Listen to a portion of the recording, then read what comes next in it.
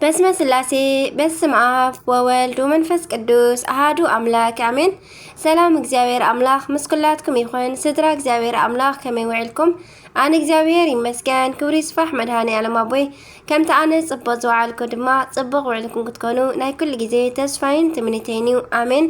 ስንክሳር ዘወርሃ ነሓሴ ዕለት 21 ስንክሳር ድሰምዕ ዘንብብ ፍቅሪ ጎይታ ኣብ ልቡ ይዕንብብ ሓለዋን ጸሎትን ተራዳእነትን ናይ ቅዱሳን ደማ ይረክብ ዝክረ ጻድቅ ለዓለም የሉ ዝክሪ ናይ ጻድቅ ንዓለም ይዝነብር ካብ ኩሉ ክፉእ ዘበለ ክትድሕኑ ንቅዱሳን ተማሕፀኑ ኣሜን። በረከት ረድኤት ኣማላድነት ጣዕሚ ፍቅሪ ናይ ወላዲተ ኣምላኽ ቅድስት ድንግል ማርያም ኣዴና መስኩላት ናይ ወዓል ኣሜን። ልሳን ኩነኒ መብራህኒ በስመ አብ ወወልድ ወመንፈስ ቅዱስ አሐዱ አምላክ አሜን። 21 ነሐሴ ዓመታዊ በዓል አቡነ አብራኒዮስ ገዳም ደብረ ጥሉል እንዳቦና ኣብ ዞባ ደቡብ ንኡስ ዞባ ድባርባ ዝርከብ በኣግራብን ወሓይዝን ዘጌፀ ግሩም ገዳም እዩ። በረከቱ ይሕደረና አሜን። እዚ ገዳም እዚ ብጻድቕ አቡነ አብራኒዮስ ኣብ ከባቢ 1700 ዓመተ ምህረት ተመስሪቱ። ስለምንታይ እዚ ገዳም እዚ ኣብ ክንዲ እንዳ አቡነ አብራኒዮስ እንዳ ቦና ይበሃል ንዝብል ሕቶ ኣብ መጽሓፍ ገድሉ ተመሊሱ ንረኽቦ። ንጉስ ሱስንዮስ ዝበሃል ኣብ ዝነገሰሉን ናይ ሃይማኖት ህውከትን ስደትን ኣብ ዝነበረሉ እዋን ሰብ ሓዳር ወልደ ክርስቶስን ወለተ ትንሳኤን ዝበሃሉ ጻድቃንን ፈራሕቲ እግዚአብሔርን ነበሩ። ወለተ ትንሳኤ ጸኒሳ ነበረት እሞ እቲ ኣብ ማህፀና ተጸኒሱ ዝነበረ ድማ እዚ ናይ ሃይማኖት ምንዋፅን ህውከትን ክሳዕ ዝሃድእ ኣይውለድን እየ ብምባል ን7 ዓመትን 7 ወርሕን ተዓቂቡ ጸንሐ። ካብ ዕለታት ሓደ መዓልቲ ሓንቲ ጎረቤት ዓባይ ሰበይቲ ሓዊ ክትልምን ኢላ መፀት እሞ ንወለተ ትንሳኤ እዚ ኣብ ማህፀንኪ ዘሎስ መዓስ ዲኸ ትወልድዮ መዓስ ድዩ ዝውለድ ምስ በለት ካብ ማህፀን ወለተ ትንሳኤ ኣንቲ ሰበይቲ ሓዊ ለሚንኪ ኪዲ እምበር ዘየምፀአኪ ኣይትግበሪ ዝብል ተግሳጽ ተሰምዐ። እታ ሰበይቲ ድማ ተደኒቓ እዚሲ ኣብ ማህፀን ኣዲኡ ከሎ ኣሪጉ እዩ እዚስ ኣቦና እዩ ኢላ ተዛረበት። እዚ ኣብ ማህፀን ኣዲኡ ኮይኑ ዝተዛረበ አቡነ አብራኒዮስ እዩ። በዚ ከዓ ክሳዕ ሎሚ አቡነ አብራኒዮስ ኣቦና ተባሂሉ ይጽዋዕ። እቲ ገዳም እውን እንዳ ኣቦና ይበሃል። እቲ ናይ ሃይማኖት ምንዋጽ ምስ ሃደአ ድማ ብድሕሪ 7 ዓመትን 7 ወርሕን አቡነ አብራኒዮስ ተወልደ። አቡነ አብራኒዮስ ካብ 7 ዓመት ዕድመኡ ጀሚሩ ካብ ፊደል ምቁጻር ክሳዕ ትምህርቲ መጻሕፍቲ ቤተክርስትያን ተምሃረ። ካብ ሲመተ ዲቁና ክሳዕ ምንኩስና ብመንፈሳዊ አገልግሎት ንእግዚአብሔር አስመረ። ንዓለምን ፍትወታን መኒኑ ብጾምን ብጸሎትን ተወሲኑ ድሕሪ ምንባር እግዚአብሔር ገሊጽሉ ናብዚ ሕጂ ብስሙ ዝጽዋዕ ዘሎ ገዳም መጸ። ነዚ ገዳም እዚ ብስርዓተ ምንኩስናን ሕጊ ገዳምን ገዲሙ ደቀ መዛሙርት አፍርዩ እዩ። ብስብከተ ወንጌል ዘርጊሑ ብዙሕ ተጋደለ። ኣብ መወዳእታ ድማ ድሕሪ ጽኑዕ ተጋድሎን ብሕትውናን ካብ እግዚአብሔር አምላኽ ቃል ኪዳን ተቐቢሉ 21 ነሐሴ ኣብ ገዳሙ ደብረ ጥሉል ዓሪፉ ብኽብሪ ተቐብረ። መርኣያ ቅድስናኡ ካብ ዝዓርፍ ክሳዕ ሕጂ ካብዚ መካነ መቃብሩ ብዝርከብ ጸበል ብዙሓት ድውያንን ሕሙማንን ይፍወሱ ኣለዉ። ዓመት መጸውን ዕለተ ዕረፍቱ 21 ነሐሴ ብስብሃተ ማህሌትን ጸሎተ ሰዓታትን ውዳሴን ቅዳሴን ብኽብሪ ይዝከር። በረከት ረድኤት ናይ አቡነ አብራኒዮስ ምስክላትና ይኹን አሜን። አቡነ አብራኒዮስ ካብ ዝተቐበልዎ ቃል ኪዳን ተስካርካ ዝገበረ ስምካ ዝጸውዐ መጽሓፍ ገድልኻ ዝጸሓፈን ዘጸሓፈን ኣብ ዕለት በዓልካ እውን መባእ ዝሃበ ንድኻታትን ንምስኪናንን ምእንቲ ስምካ ምጽዋት ዝሃበ ዝተባረኸን ብቓልካ ዝተኣዘዘን ካባኻ ቆቢዕን ኣስከማን ዝተቐበለ ብኢድካ ቁርባን ዝተቐበለን ትምህርትካ ዝሓለወን ብሃይማኖትካ ዝጸንዐን ብጸሎትካ ኣሚኑ ኣብ ቤተ ክርስቲያን ዝተቐብረን ነዞም ኩሎም እዚኣቶም ብዘይ ሕቶን ወቐሳን ክምሕሮምን ይቕረ ክብለሎምን እየ። ብርህትን ጻዕዳን ዝኾነት ጸባን መዓርን ኩሉ ሰዓት ተውሕዝ ምድሪ ከውርሶም እየ። ወሓይዝ ወይንን ቅብእን ዘይትን ከዓ ከስትዮም እየ።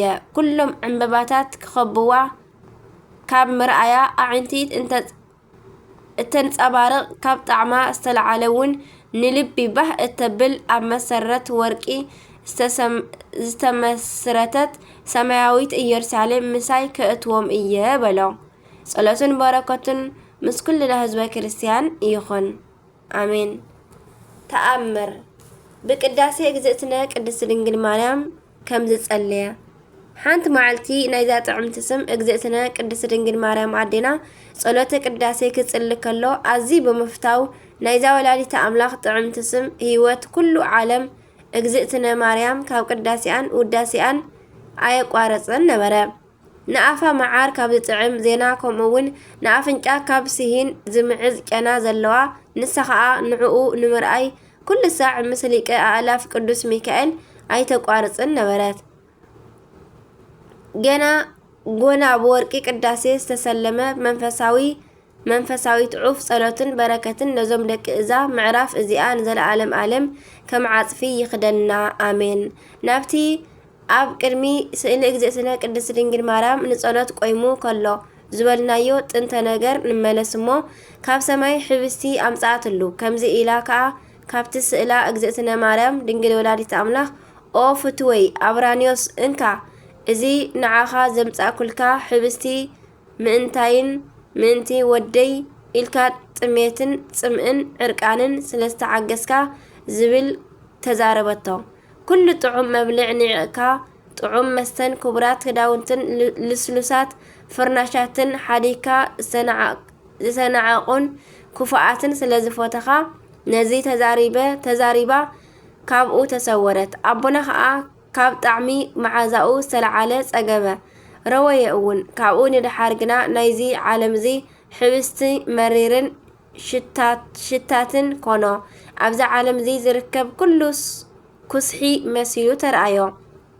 ከምቲ ቀደም ዘምጽእሉ ዝነበሩ እንጀራ ምስ ኣምጽእሉ ንእሽቶ መጠን ማእከል ኢዱ እንተ ኣምጽእሉ ምቕባል ኣበዮም። እቲ ረድኡ ኦ ኣባ ንምንታይ ቁራስ እንጀራ ብጊዜ ጸሎት ክትቀውምን ክትሰግድን ሓይሊ ዝኾነካ ጽዋዕ ማይ ዘይትጥዕም ሓይሊ ሰብ ዘጽንዕ እኮ እኽሊ እዩ ቀደም ንሰብ ዘድልይዎ እኽልን ማይን እዮም ከም ዝተባሃለ። ኣቦና ከዓ ንዓይ እኽልን ማይን ኣየድልየንን እዩ ከመይሲ ስለዝሓበምኩ ጥዕና ኣይረኸብኩን ከምዚ እንዳበለ ነቲ ረድኡ እናመሳሰለ እናመኽነየ 8 መዓልቲ ቀነየ። ብድሕሪ እዚ እቲ ረድእ ድማ ክበኪ ጀመረ። ምክንያቱ ከዓ ንኽነግሮ ለሞኖ እሞ ኣነ እውን ክሳዕ እትነግረኒ ምሳኻ ምእንቲ ክመውት ኣይበልዕን ኣይሰትን እየ በሎ። ወይሲ ኣነን ኣሕዋተይን መነኮሳትን ዝበልናካን ዘቐየምናካን ዶ ኣሎ እዩ። በዚ ከምዚ ዝበለ ዘደንቕ ብኽያትን ንባዓትን ምስ ኣሸገሮ ሽዑኡ ኣምሒሉ ወደየ ምሳኻ ነገር የብለይን ሕጂ ከዓ ስማዕ ክነግረካ ኣብ በዓተይ ከለኹ እግዝእትነ ቅድስት ድንግል ማርያም ከይጠዓምዎ ዘጽግብ ኣዒንቲ ዘንጸባርቕ ልቢ ዝምስጥ ጥዑም መዓዛ ዘለዎ ዘደንቕ እንጀራ ካብ ሰማይ ኣምጽኣትለይ። ኣነ ከዓ ምስ ረኣኽዎ ነብሰይን ከርሰይን ጸገበት መንፈሰይ ከዓ ባህ በላ። ስለዚ ኩሉ ዘምጻእኩምለይ ምግብን መስተን ጸላእክዎ ግና ነዚ ነገርዚ ቅድሚ ዕረፍተይ ኣይተዛረብ በሎ። ዜናኣን ዝኽራን ካብ መዓርን ሽኮርን ዝጥዕም ክብ ዝበለ ክብሪ ዘለዋ ንግስተ ሰማይን ምድርን ዝኾነት ናይዛ ኣደ ፈጣሪ ብዝሒ ትሕትናኣ ንፍጡር እስከ ረኣዩ ናይ እግዝእትነ ቅድስት ድንግል ማርያም ጸሎታን በረኸታን ካብ ልማድ ነውሪ ሕርምቲ ዝኾነት ከምኡውን ናይዚ ትሩፈ ምግባር ኣቡነ አብራኒዮስ ጸሎት በረከት ምስ ኩልና ውልደ ጥምቀት ንዘለዓለም ዓለም ይኹን አሜን። ዝወደቐ ዝነጠበ ድማ ኩሉ ብኣፈ ቅዱሳን ትጓሃን መላእክት ይተዓረመልይ አሜን። በረከቶም ይሕደረና። ሕጂ ድማ ናይ 22 ነሓሴ ስንክሳር ንቕጽል። በስመ አብ ወወልድ ወመንፈስ ቅዱስ አሃዱ አምላክ አሜን።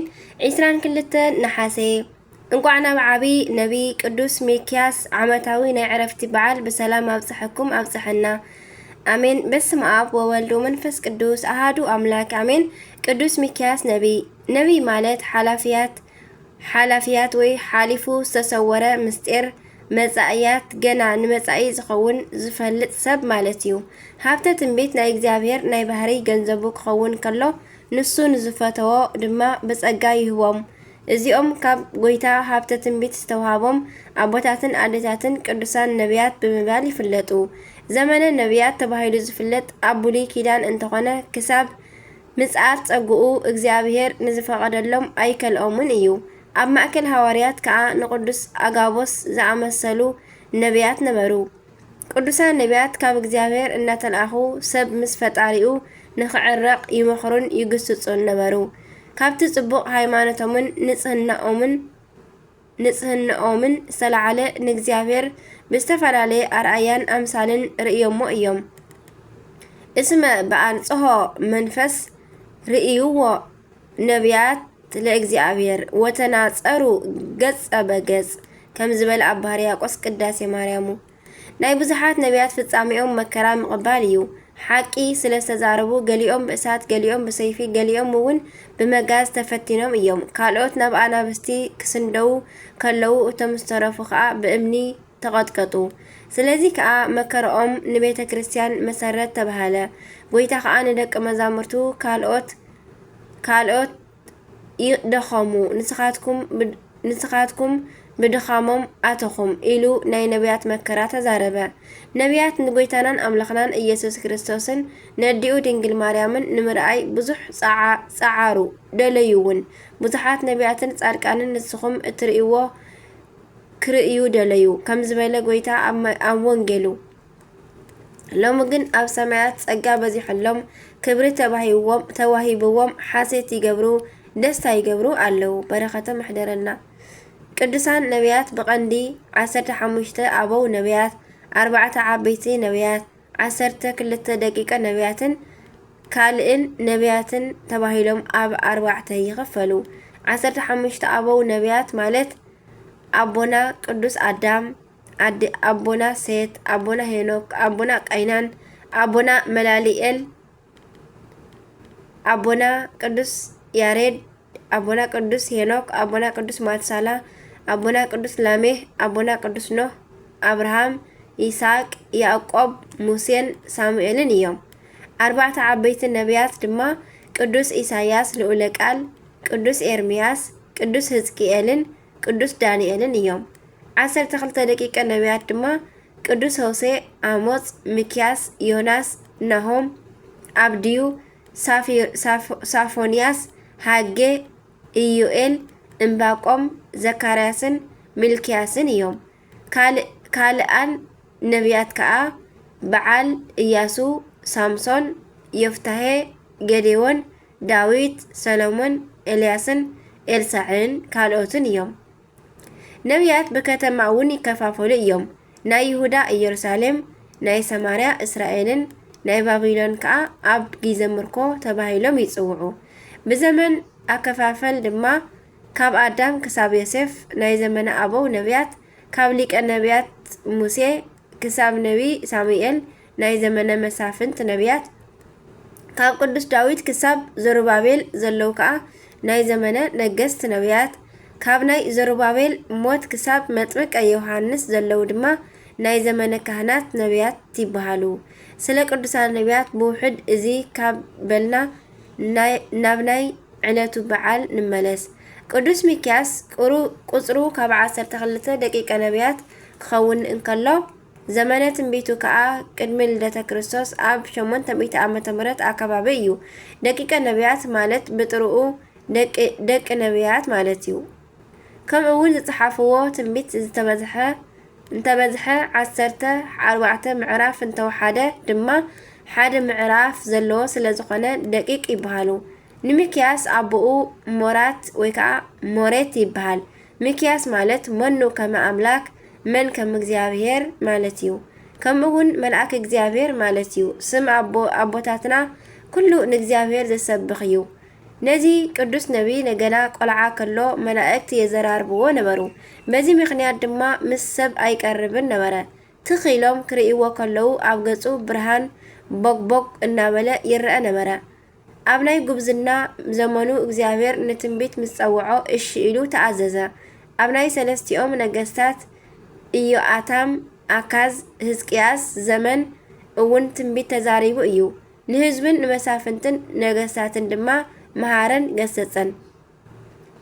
حدا معلتي ببيتليهم كحلف كله ناي داويت كتما عنيا دوا بقيلوا تملكتو حزنة شعود ما تنبيت تزارب الله وأنتني بيتليهم مدر إفراتا إتتهاتي امنجستي يهودا اسم امنيكي يوصئ نقص زي رأيومو لهزبية إسرائيل أنت بيتليهم مدر إفراتا كاب نجستات يهودا عيتنقسن إيخي لهزبي إسرائيل زقاسيوم كا نقص كاباخي كوصئ يبلا እዚውን ኣይተረፈን ንግዚኡ ሕያዋይ ንጉስ ዘሩባቤል ነገሰ ኣብ ፍጻሜ ግን ናይ ባህሪ ንጉሰ ነገስ ኢየሱስ ክርስቶስ ካብ ንጽህቲ ቅድስቲ ድንግል ማርያም ተወልደላ ቅድሚ ሚክያስ ወገናቱ ምሂሩን መሪሑን 7 ምዕራፍ ዘለዎ ኣሃረገ ትንቢት ተዛሪቡ ብጽኑዕ ሽምግልና ኣብ ዘመነ ንጉስ ሕዝቅያስ ዓረፈ ወገናቱ ድማ ቀበርዎ ወይታ ድማ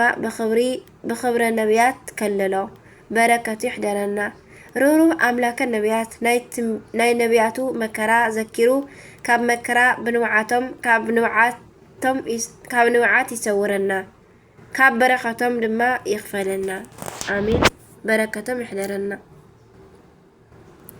كم أون أبا أنطونوس حدا سب نعبا أنطونوس كمزي كبل حاتتو حدا سب نخدحن انتاي كجبر علوه اتي عابي أبو كمزي إلو ملسلو نزي زبلكا أستوعلك حزو أبزها لخا هلو نعملخ أبكر معين خاق برا تقبرو زبالة بمسارات كردسات متحفتي قبرا كاب اتقمت اللو بوتا بقلل أي تلقى إذن سلسة نقال يغريتا إذن سلسة نقرات انت قبركا خا كدحنيخا إتي أب جيزي فتنا زي عجس منجست أملاخ كأتو أي كإلن إيو بتوسخي كمزي بلا كي تفتنا حاد أقوى كدحنا أي كإلن إيو يبل بركة رديتنا أبونا أنطونوس مسكولاتنا يخون نحاسي إسران كلتن زخبرو عمتاونا قدسان بعلات دما قدس ميكياس نبي ورحاو بعلات دما قدس أورائل ليك أمانا إكت قدس لقواس وانجلاوي قدس لقسيوس فتاوي أمبيتاكين أدينا دنجل مريم أبا أنطونيوس أبا منكوسات أبا باولي يواه بركة رديئت ناي كلهم قدسان مسكولاتنا يخون ناي قدس ميكياس دما خمزيبل ناب كرمي እግዚአብሔር እንታይ ሒዘ ክመጽእ ከመይ ገይረኸ ኣብ ቅድሚ ልዑል ኣምላኽ ክሰግድ እየ ዝሓረር መስዋዕትን ኣባይትን ሓደ ዓመትን ከቕርብዶ ናብ ቅድሚኡ ክመጽእ ንእግዚአብሔር ኣሽሓት ደዓውልን ኣእላፋት ወሓይዝ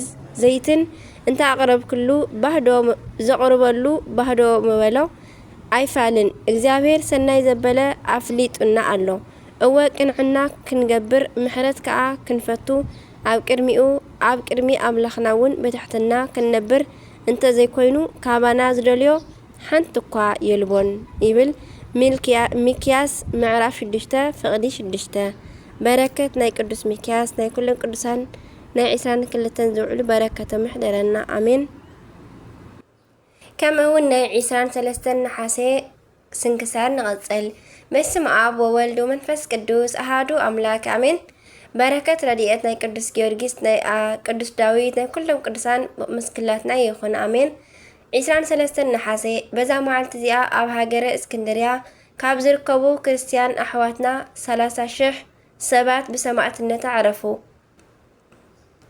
ንጉስ መርትያኖስ ንኣቦና ዲዮስቆሮስ ናብ ደሴት ጋግራ ኣብ ዘገዓዘሉ ግዜ ንብዙሕ ዘመናት ኣብ ሃገረ እስክንድርያ ህውከትን ናዕብን ኮነ ኣቦና መርትያኖስ ምስ ሞተ ድማ ሊዮን ነገሰ ንሱ ድማ ኣብሩታሪዮስ ዝተባሃለ መለካዊ ካብ ወገን ሮማውያን ኣብ ሃገረ እስክንድርያ ሊቀ ጳጳሳት ገይሩ ሾሞ እዚ መለካዊ ድማ ብናይ ኬልቄዶን ጉባኤ ዝኣምን እዩ ስለዚ ድማ ብዘይካ ውሕዳት ግብዛት ናይ እስክንድርያ ሰባት ኣይተቐበልዎን እቶም ዘይተቐበልዎ ሰባት ድማ ኣቦና ቅዱስ ዲዮስቆሮስ ኣቀዲሙ ካብ ዝሸሞም ቀሳውስት ስጋኡን ደሙን ዝቕበሉ ኮኑ ድሕሪ ሽመቱ ድማ ኣብሮኮሮስ ብቃሉ ንዝኣምኑ መሓዝቱ ጉባኤ ገበረሎም እሞ ናይ ክርስቶስ መለኮት ምስ ተስብእት ተሓዋዊሱ ንዝብል ኣውጣኪ ኣወገዞ አብርታሪዮስ ነዚ ዝገበረሉ ምክንያት ድማ ናይ እስክንድርያ ሰባት ሸንጊሉ ናብ ክፍኣት እምነቱ ክስሕቦም ስለዝደለየ እምበር ስለዚ ነገር አባ ዲዮስቆሮስ ንአውጣኪ አቀዲሙ አውጊዝዎ እዩ። ምክንያቱ እውን ሃይማኖት አቦና ዲዮስቆሮስ ከም ናይ በዓል ባስልዮስን ጎርጎርዮስን ከም ናይ በዓል ቅዱስ ቄርሎስን ቃል ምስ ስጋ ምስ ተዋሃደ ሓደ አካል ሓደ ባህሪ ኢሎም ከም ዝአምኑ ዝአምን እዩ። ድሕሪ እዚ ጉባኤ ዝኣከቦም ናይ አብሩታሪዮስ ተሓባበርቲ ናብ አቦቦታኦም ተመለሱ እሞ ንሱ ባዕሉ አብሩታሪዮስ ድማ ኣብ ውሽጢ ቤቱ ተቐቲሉ ተረኽበ። እቶም ፈተውቱ ድማ ናይ አቦና ዲዮስቆሮስ ደቂ መዛሙርት ወይ ድማ ፈተውቲ አውጣኪ ወይ ድማ ሰረቕቲ ገንዘቡ ንምውሳድ ዝቐተልዎ መሰሎም። እዚ ድማ ሓቂ ይመስል። ፈተውቲ አብሩታሪዮስ ድማ ናብ ንጉስ ከምዚ ዝብል መልእኽቲ ለኣኹ። እንሆ ካብ ወገን ዲዮስቆሮስ ዝኾኑ ሰባት ናይ ንጉስ ትእዛዝ ብምቅላል ደፊሮም ንዝሸምካዮ ሊቀ ጳጳስ ቀተልዎ። በዚ ግዜ ኣሕዋትና ናይ እስክንድርያ ሰባት ንጢሞቴዎስ ኣብ ልዕሊኦም ሊቀ ጳጳስና ሸምዎ። እቶም መናፍቃን ድማ ድሕሪኡ ንኻልኣይ ግዜ ከምዚ ዝብል መልእኽቲ ናብ ንጉስ ለኣኹ። እንሆ ንአብሩታሪዮስ ዝቐተልዎ ሰባት እዚ ሕጂ እውን ብዘይ ናይ ንጉስ ፍቃድ ደፊሮም ሊቀ ጳጳሳት ሸሙ። ንጉስ ነዚ ምስ ሰምዐ ካብ ክልቲአን መልእኽቲ ዝተለዓለ ብጣዕሚ ተቆጥዐ። ሰይጣን ድማ ኣብ ልቡ ሓዲሩ ጭፍራኡ ልኢኹ ሃይማኖቶም ንዝቐንዐ ምእመናን ክርስቲያን ዓበይትን ንእሽትን 30,000 ሰባት ኣቕተሎም። ንጢሞቴዎስ ድማ ናብ ደሴት ጋግራ ኣግዓዞ። ኣብኡ ድማ 7 ዓመት ነበረ። ካብ ደቂ መዛሙርቲ አባ ዲዮስቆሮስ መዝሙር ሓደ ዝቐተለ እኳ እንተዝኸውን ስለ ሓደ ሰብ ኢልካ 30,000 ሰባት ምቕታል ዶ ይግባእ? ስለዚ እዚ ስራሕ ካብ ሰይጣን ከም ዝኾነ ይፍለጥ።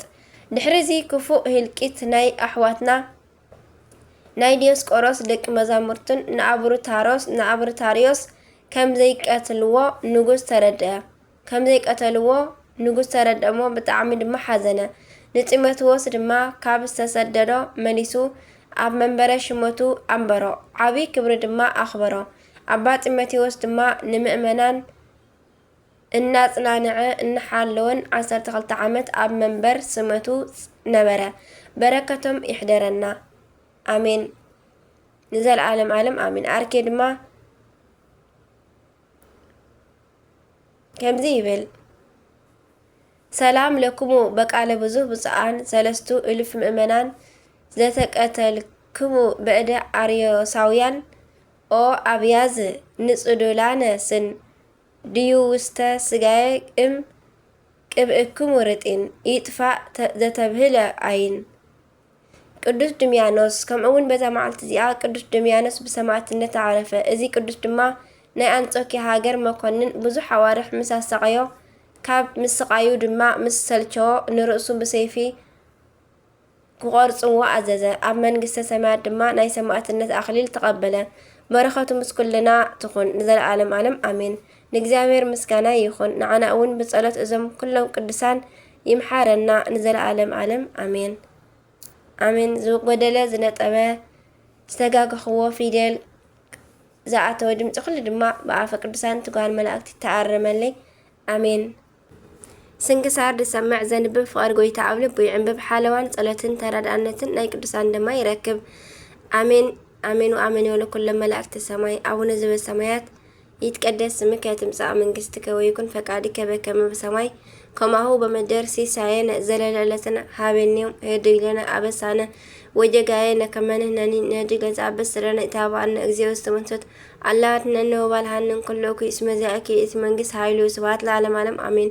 በሰላም ቅዱስ ገብርኤል መልአክ ኦ እግዝእትየ ማርያም ሰላም ለኪ ድንግል በህሊናኪ ወድንግል በስጋኪ እመ እግዚአብሔር ጽባኦት ሰላም ለኪ ቡሩክት አንቲ እምአንስት ወቡሩክ ፍሬ ከርሥኪ ተፈሥሒ ፍሥሕት ኦ ማርያም ተጸጋ ምልዕተ ውዳሴ መልእክተ ኩሉ እግዚአብሔር ምስለኪ ሰአሊ ወጸሊ ምህረተ በእንቲአነ ምህረተ ኩሉ ዓለም ምህረተ ምድራክ አዚዝ ሀበ ፍቅር ወልድኪ ኢየሱስ ክርስቶስ ከመ ይስራለነ ኃጣዊነ ተማኅፀነ ከተማኅፀነ ክዳንቺ አሜን። ስብሐት ለእግዚአብሔር ወለወላዲቱ ድንግል ወለመስቀሉ ክቡር አሜን አሜን ለይኩን።